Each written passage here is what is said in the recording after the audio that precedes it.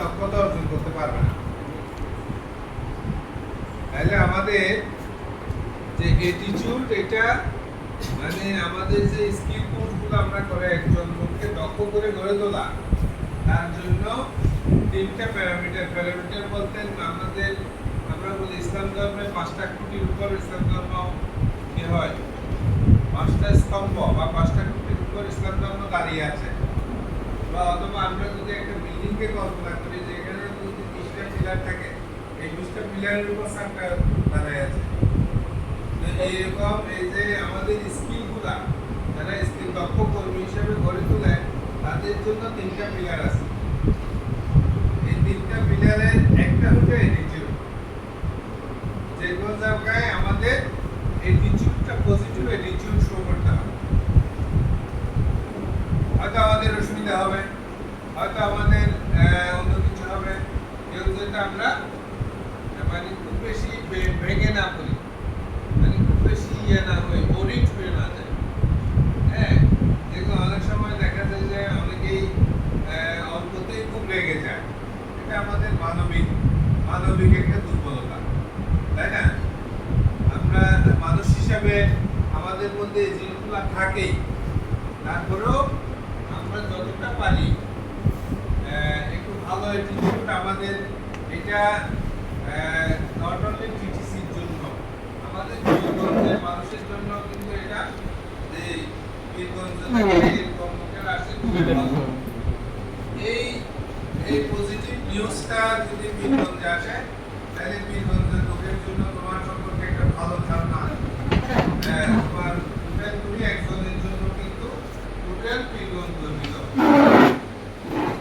যে তুমি হয়তো একজন, তুমি ভালো অ্যাটিটিউড দেখাবা, আর যদি তুমি তোমার অ্যাটিটিউড খারাপ হয়, তাহলে বলবে যে পীরগঞ্জের লোকে ভালো। দেখুন তুমি টোটাল পীরগঞ্জের প্রতিনিধিত্ব করতে যাচ্ছ। আমাদের যে বিষয় আছে এমপিকে, এখানকার লোকেরা সবাই বলতে এমপি বানাইছে না, এমপি বানাইছে কার জন্য? প্রতিনিধিত্ব কার করবে? পীরগঞ্জের প্রতিনিধিত্ব করবে। হ্যাঁ, ওখানে গিয়া ওনার অ্যাটিটিউড যদি খারাপ হয়, তাহলে বলবে পীরগঞ্জের লোকই ভালো। ওখানেও বলবে জাতীয় সংসদে বলবে, তাই না?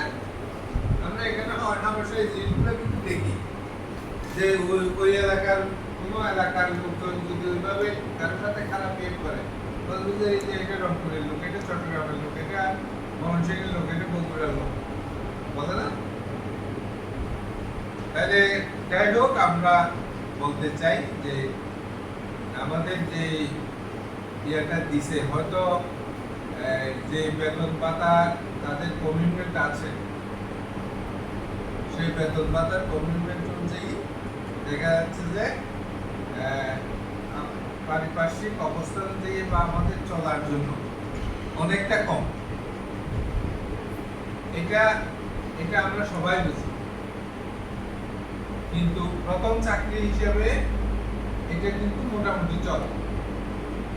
আমাদের চাকরি জীবনে প্রবেশের জন্য এটা একটা, মানে আমি একটা চাকরি জীবনে আগে কখনো চাকরি করি না, এই প্রথম চাকরি করতেছি, তাহলে এই প্রথম চাকরি করতে গিয়ে এই পরিমাণ বেতন পাওয়া, এটা খুব বেশি খারাপ না। এখন পরবর্তীতে আমার অ্যাটিটিউড, আমার দক্ষতা, আমার কাজ আমাকে উপরের দিকে নিয়ে যাবে। আমি উপরের দিকে মনে করো যে তুমি আর পেলে আজীবন চাকরি করবে, এরকম ইয়ে আছে, ওরা তো তোমাদের কাছ থেকে ওই ইয়ারটা নিচ্ছে না, তোমাদের কাছে ওই এক্সিকিউটিভ নিচ্ছে না যে তোমাকে ওখানে আজীবন চাকরি করতে হবে, এরকম এক্সিকিউটিভ তো নিচ্ছে না। তাহলে তুমি ওখানে গিয়া কিছুদিন চাকরি করে তোমার যখন হাতটা দক্ষ হাত হিসাবে পরিণত হবে, ওই কাজের উপর তুমি দক্ষতা অর্জন করবা, তুমি এরকম কোম্পানিতে অন্য কোনো কোম্পানিতে যাইয়া তুমি বেতন ডবল করে বেতন পাবে, তাই না? তাহলে এই জিনিসগুলো কিন্তু আমাদেরকে, এই সবচেয়ে বড় বিষয় হচ্ছে যে ধৈর্য ধরে কিছুদিন কি করতে হবে, চাকরিটা করতে হবে। ধৈর্য ধরে তুমি যদি কিছুদিন চাকরি করো, তাহলে কি করতে হবে? আর আমরা যদি যেহেতু এখান থেকে আর এর সাথে আমাদের একটা কমিটমেন্ট আছে, আমাদের একটা চুক্তি আছে, তাহলে আমরা এরকম ওদের কোম্পানিতে অনেক লোকের দরকার, অনেকগুলো ফ্যাক্টরি আছে, কিন্তু আমরা যদি এই তোমাদের তোমরা যারা যাচ্ছ তাদের আচরণের উপর কিন্তু ভবিষ্যতে মিনগঞ্জ থেকে লোক যাবে কি যাবে না সেটা নির্ভর করবে। আমি কি বুঝাইতে পারছি? মানে অর্থাৎ তোমাদের আচরণের উপর বীরগঞ্জের ভবিষ্যৎ নির্ভর করতেছে। যে যারা এখনো চাকরির প্রত্যাশী আছে, ভবিষ্যতে যারা সুপারভাইজার বলতেছে চাকরির প্রত্যাশী হিসেবে আছে, তারা